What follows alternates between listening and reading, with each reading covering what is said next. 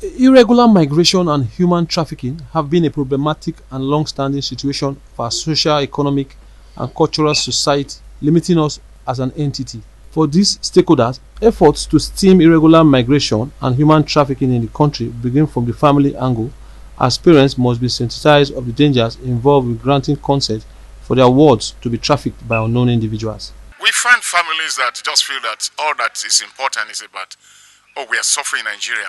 Therefore, we have to, our children, if we can't go, let's send our children out of this country, not knowing what awaits them in the country that they are going to. Those that move victims and traffickers across road routes to the border areas in Nigeria, from where they are finally sold across the borders to Libya and then the Mediterranean Sea, where majority of our youths are currently dying.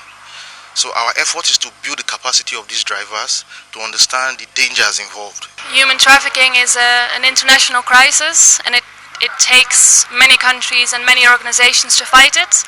And I think the effort today shows that there are many unique initiatives to get together and fight it. The question will be, what role does the family play in facilitating the trafficking of victims? I think we have seen in many research that in some localities also the traffickers. I don't see any reason why somebody will come and tell me, let me take your child to the city, I will take good care of her, and I will just hand over my child to him or her, not knowing him or her deeply.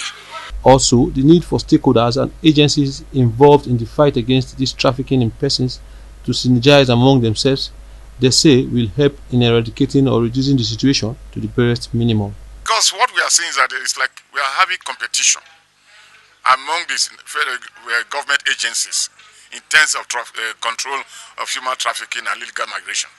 There is a lot. People want to say that let's take the credits.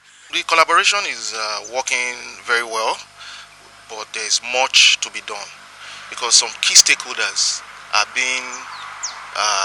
not being carried along. For example, we have just identified these drivers.